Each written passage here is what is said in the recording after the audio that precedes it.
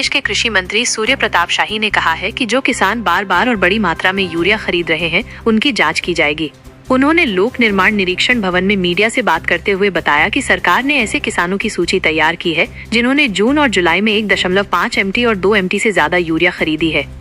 जिला प्रशासन को इन किसानों के पास उपलब्ध जमीन रकबे के अनुपात में उर्वरक की खरीद की जाँच करने का निर्देश दिया गया है। यदि जांच में कोई किसान अपनी जरूरत से ज्यादा उर्वरक खरीदते हुए पाया जाता है तो उसके खिलाफ सख्त कानूनी कार्रवाई की जाएगी। कृषि मंत्री ने कहा कि प्रदेश में उर्वरक की पर्याप्त उपलब्धता है।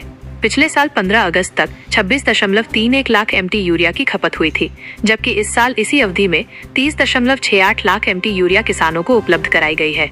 इसी तरह DAP और फॉस्फेट जैसे अन्य उर्वरकों की उपलब्धता भी पिछले साल से अधिक है।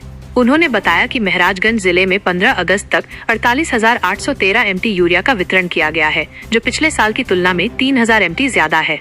17 अगस्त तक जिले में 5,544 MT यूरिया का स्टॉक उपलब्ध था, जिसका वितरण सहकारी समितियों और निजी विक्रेताओं के माध्यम से हो रहा है।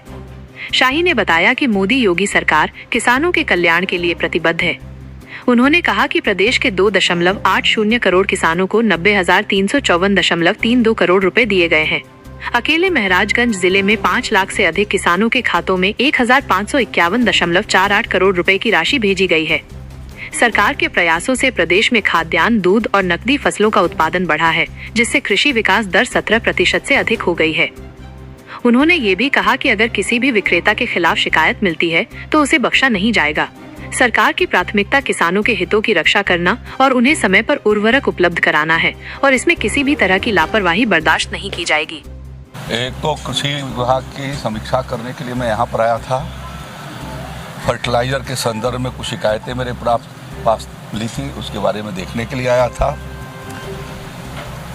महाराजगंज जनपद में पिछले साल की तुलना में 3,000 मीट्रिक टन से ज़्यादा इस समय तक, यानी जो 15 अगस्त 2024 को खपत थी उससे 3,000 मीट्रिक टन ज़्यादा फर्टिलाइज़र का इस्तेमाल यहाँ पर हुआ है।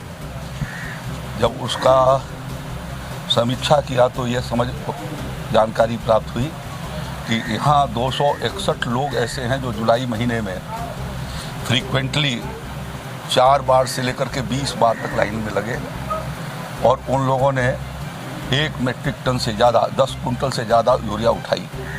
और इसी तरीके से जुलाई महीने में यहाँ लगभग 150 लोग 160 लोग रहे जिन्होंने 1 मीट्रिक टन से ज़्यादा ऊपर उठाई। अभी जब जुलाई महीने में जो उठा है उसमें से जो टॉप 10 ऐसे फ्रीक्वेंट बायर्स हैं उसमें से 6 जो है इसी विधानसभा क्षेत्र के हैं। तो इसलिए इनकी गहराई से इनकी समीक्षा किया जाए। भारत सरकार आदरणीय प्रधानमंत्री नरेंद्र मोदी जी 1 बोरी यूरिया पर लगभग 2,000 रुपये की सब्सिडी देते हैं। इसी तरीके से 1,800 रुपये के करीब सब्सिडी DAP पर दी जाती है। तो इसका मिसयूज नहीं होना चाहिए। ये किसान के भलाई के लिए इतना बड़ा कार्यक्रम है। लगभग 2 लाख करोड़ रुपए से लेकर के 2.5 करोड़ रुपया अनुदान दिया जाता है, तब जाकर के 266 रुपये 50 पैसे में बैग मिलती है। तो उसका मिसयूज होना, उसको रोका जाना और किसान को सहूलियत से मिल जाए, ये उसकी व्यवस्था को ठीक किया जाना, इस नाते मैं यहाँ पर आया हूँ।